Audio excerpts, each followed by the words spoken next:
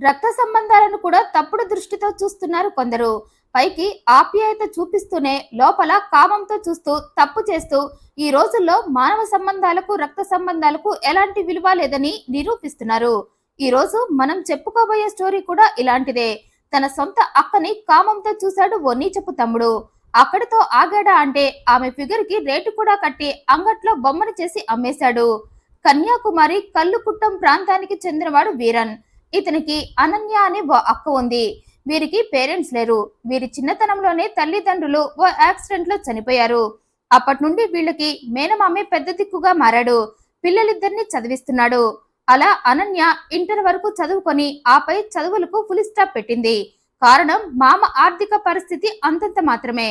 అందుకే మేనమామని ఎక్కువగా ఇబ్బంది పెట్టడం ఇష్టం లేక తన చదువుని ఆపి ఓ ప్రైవేట్ స్కూల్లో టీచర్ గా జాయిన్ అయింది. అంతేకాదు తన తమ్ముణ్ణి చదివించటంలో కూడా మామకు సాయపడింది. అలా అక్క మేనమామ ఇద్దరూ కలిసి వీరన్ని చదివిస్తున్నారు. అయితే వీరంతా చదివించిన వీరన్ చదువులో ఎప్పుడూ లాస్ట్ నుంచి ఫస్టే ఉండేవాడు. కారణం వీరన్ కు చదువంటే అస్సలు ఇష్టం లేదు. అలా అని ఒళ్ళొంచి కష్టపడి బ్రతకటం కూడా ఇష్టం లేదు. వయసుకు రాగానే చెడు సావాసాలకు అలవాటు పడ్డాడు. వాళ్లతో కలిసి తాగుడుకు మత్తు పదార్థాలకు బానిసయ్యాడు. అందుకే అక్క మేనమామ తనని ఎంత కష్టపడి చదివిస్తున్నారన్న విషయాన్ని గాలి కొదిలేసి గాలి తిరుగుళ్ళు తిరుగుతూ అక్కకు కొరకరాని కొయ్యలా మారాడు. ఇక తమ్ముడి ప్రవర్తనతో అక్క మనసులో కలవరం మొదలైంది. తల్లి తండ్రి లేకపోయినా ఆ లోటు తెలియకుండా మేనమామ తను వీరన్ని చూసుకుంటుంటే వీరన్ మాత్రం వాళ్ల కష్టాన్ని గుర్తించకుండా జల్సాలకు అలవాటు పడ్డాడు. దీంతో అతను చదువుతున్న చదువు అటకెక్కింది. ఒక్క సబ్జెక్ట్ లో కూడా పాస్ కాకపోవటంతో ఇక వీరన్ని చదివించటం అనవసరం అనుకున్నారు అక్క మామ.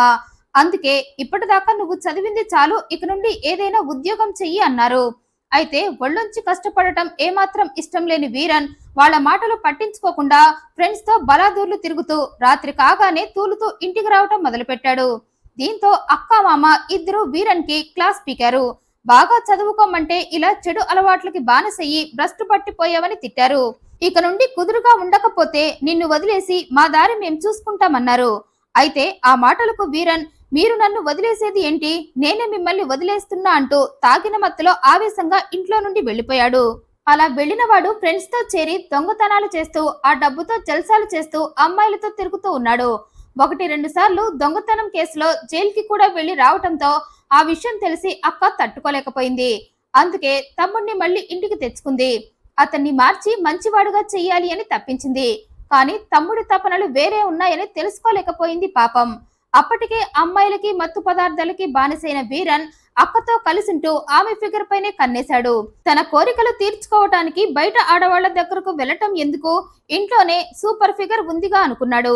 ఇక ఆలోచన రాగానే అక్క అందాన్ని తన సొంతం చేసుకోవాలి అనుకున్నాడు.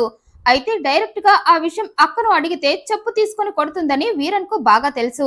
అందుకే సైలెంట్ గా పని పూర్తి చేయాలి అనుకొని ఓ రోజు మామ పని మీద ఊరెళ్లటంతో అక్క తినే ఆహారంలో మత్తు మందు కలిపి ఆమె మగతలోకి వెళ్లగానే ఆమెపై అత్యాచారం చేశాడు. అయితే తెల్లవారేసరికి అక్క నిద్రలేచింది. కానీ ఆమెకు ఒళ్లంతా తేడాగా అనిపించింది, మత్తుగా అనిపించింది. దీంతో తమ్ముణ్ణి రాత్రి ఏం జరిగిందని ప్రశ్నించింది. అందుకు తమ్ముడు ఏం జరగలేదన్నాడు. కానీ తమ్ముడు ఏం జరగలేదు అన్నా అక్కకు నమ్మాలి అనిపించలేదు. అందుకే ఆ రోజంతా అలా ఆలోచిస్తూనే ఉంది. ఇక అలా రాత్రి కూడా అయింది. తమ్ముడు వీరన్ తన అక్కను అనుభవించాలి అని మళ్లీ పాలల్లో నిద్ర మాత్రలు కడిపాడు. అయితే వాటర్ కోసం వంటగదిలోకి వెళ్లిన అక్క తమ్ముడు పాలల్లో టాబ్లెట్స్ వేయటం చూసి షాక్ అయింది. అందుకే తమ్ముడు ఏం చేస్తున్నాడో తెలుసుకోవాలని సైలెంట్ గా తన గదిలోకి వెళ్లి పడుకుంది. ఇక అది గమనించుకొని వీర ఆ పాలు తీసుకొని అక్క గదిలోకి వెళ్లి తాగమన్నాడు. దీంతో అక్కకు సీన్ మొత్తం అర్థమైంది. తన తమ్ముడు తనకు మత్తు మందు ఇస్తున్నాడని. అయితే ఆ తర్వాత ఏం చేస్తాడో తెలుసుకోవాలి అనుకుంది. అందుకే తమ్ముడు ఇచ్చిన పాలను తాగుతున్నట్లు నటించాలి అనుకుంది. అందుకే తమ్ముడు పాలు తేగానే అక్కడ పెట్టి వెళ్ళు, నేను తాగుతా అంది. సరే అన్న తమ్ముడు టేబుల్ మీద పాల గ్లాసు పెట్టి వెళ్లిపోయాడు. ఇక తమ్ముడు వెళ్లిపోగానే ఆ పాలను సింక్ లో పారబోసి నిద్రపోతున్నట్లు బెడ్ మీద పడుకొని తమ్ముడు కోసం చూస్తుంది అక్క. అయితే ఇవేవీ తెలియని తమ్ముడు అక్క మీద కోరికతో ఆమె గదిలోకి వెళ్లాడు. అక్క మత్తుగా నిద్రపోతుంది అనుకొని ఆమెను చెరచబోయాడు. దీంతో అక్క ఒక్కసారిగా లేచింది. ఆ వెంటనే తమ్ముడి చెంప పగలగొట్టింది. నువ్వు నా మీద అత్యాచారం చెయ్యబోయావా, నువ్వసలు నా తమ్ముడివేనా అంది. సుఖం కోసం ఇంతలా దిగజారిపోయావా అంది. వెంటనే ఇంట్లో నుండి వెళ్ళిపో, మళ్ళీ నీ ముఖం నాకు చూపించకు, నీ కోరిక ఎప్పటికీ తీరదు అంది. అయితే అందుకు తమ్ముడు నవ్వుతూ ఆల్రెడీ నిన్న నీతో నా కోరిక తీర్చుకున్నానన్నాడు. ఇక అది విన్న అక్క గుండె ముక్కలైంది. తన తమ్ముడు అంత నీచపు పని చేశాడని అతన్ని ఇష్టం వచ్చినట్లు తిట్టి ఇంకెప్పుడు నీ ముఖం నాకు చూపించద్దని ఇంట్లో నుండి గెంటేసింది. అయితే అక్క అలా గెంటేయటంతో తమ్ముడు అక్కపై పగబట్టాడు. అందుకే ఆమెను ఇంకా ఇబ్బంది పెట్టాలి అనుకున్నాడు. ఇక ఆ క్రమంలోనే మళ్ళీ తన ఫ్రెండ్స్ తో చేరి ఏకంగా తన అక్క శరీరాన్నే బేరం పెట్టాడు. అయితే తమ్ముడు ఇంకా అంతలా దిగజారిపోతాడని అక్క ఊహించలేకపోయింది. అందుకే తనపై తమ్ముడు అత్యాచారం చేశాడని మేనమామతో చెప్పుకోలేదు. పైగా మేనమామ బిజినెస్ కోసం వారంలో 3-4 రోజులు బయటే ఉంటాడు. అలాంటప్పుడు మేనమామకు ఇవన్నీ చెప్పి అతన్ని ఇబ్బంది పెట్టడం ఎందుకు అనుకుంది. ఇదిలా ఉండగా తమ్ముడు అక్క ఫిగర్ కి ఫ్రెండ్స్ తో రేటు కట్టి వాళ్ళ దగ్గర డబ్బు తీసుకొని తన అక్కతో ఎంజాయ్ చేయమన్నాడు. వీరాకి కావాల్సింది డబ్బు.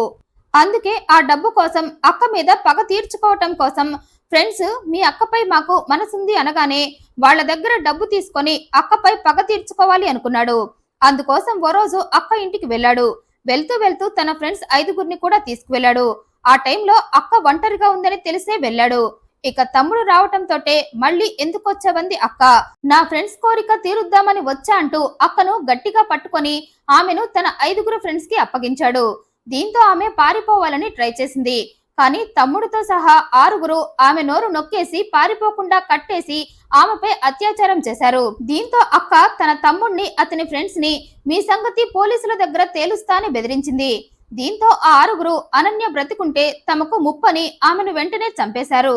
తర్వాత ఆమె శవాన్ని ఇంటి పెరట్లో గొయ్యి తవ్వి పూడ్చేశారు. ఆ తర్వాత అందరూ అక్కడి నుండి వెళ్లిపోయారు. అయితే ఇది జరిగిన ఓ 5 రోజుల తర్వాత ఊరికి వెళ్లిన మేనమామ ఇంటికి వచ్చాడు. ఇంట్లో మేనకోడలు కనిపించకపోవటంతో చుట్టుపక్కల వారిని అడిగాడు. వారంతా అనన్య వారం నుండి ఇంట్లో కనబడలేదన్నారు. దీంతో మేనమామకు అనుమానం వచ్చి అనన్య కోసం వెతికి ఆమె దొరక్కపోవటంతో పోలీస్ స్టేషన్ లో ఫిర్యాదు చేశాడు. దీంతో పోలీసులు అనన్య కోసం వెతుకుతూ ఆమె ఉంటున్న ఇంటికి వచ్చారు. ఇల్లంతా జల్లెడ పట్టినా వారికి ఎలాంటి క్లూ దొరకలేదు. దీంతో ఇంటి పెరటి భాగానికి వెళ్లారు. ఇక అక్కడ ఓ చోట మట్టి తవ్వినట్లుగా అనిపించింది. దీంతో వారు అనన్య మేనమామతో ఇక్కడ ఏమైనా మట్టి తవ్వారా అని అడిగారు. దానికతను లేదన్నాడు. దీంతో పోలీసులకు అనుమానం వచ్చి అక్కడ తవ్వించగా అందులో అనన్య శవమై కనిపించింది. ఇక మేనకోడలు శవంగా కనిపించడంతో షాక్ అయ్యాడు మామ. ఆమెను ఎవరు చంపి ఉంటారంటూ ఏడ్చాడు. దీంతో పోలీసులు అనన్య శవాన్ని హ్యాండ్ ఓవర్ చేసుకుని పోస్ట్ మార్టానికి పంపగా అందులో అనన్యపై అత్యాచారం చేసినట్లుగా తేలింది. దీంతో పోలీసులు అనన్య ఉంటున్న ప్రాంతంలోని సీసీటీవీ ఫుటేజ్ ని పరిశీలించగా అనన్య తమ్ముడు మరో 5గురితో కలిసి అనన్య ఇంటికి వెళ్లినట్లుగా తెలిసింది. దీంతో పోలీసులు వీరన్ని అతని 5గురు ఫ్రెండ్స్ ని అదుపులోకి తీసుకున్నారు. ఇక విచారణలో తాము 6గురం కలిసే అనన్యపై అత్యాచారం చేసి చంపినట్లుగా ఒప్పుకున్నారు. అక్కను చెరిచి ఫ్రెండ్స్ తో బేరమాడి ఆమెను చంపింది సొంత తమ్ముడే అని తెలిసి మేనమామ ఊరి వారంతా షాక్ అయ్యారు. ఈ వీడియోపై మీ అభిప్రాయాన్ని కమెంట్ రూపంలో తెలియజేయండి. మరింత ఇంట్రెస్టింగ్ అండ్ జెన్యూన్ ఇన్ఫర్మేషన్ కోసం ఈ వీడియోని లైక్ చేయండి, షేర్ చేయండి, ఛానల్ ని సబ్స్క్రైబ్ చేయండి. Thank you for watching.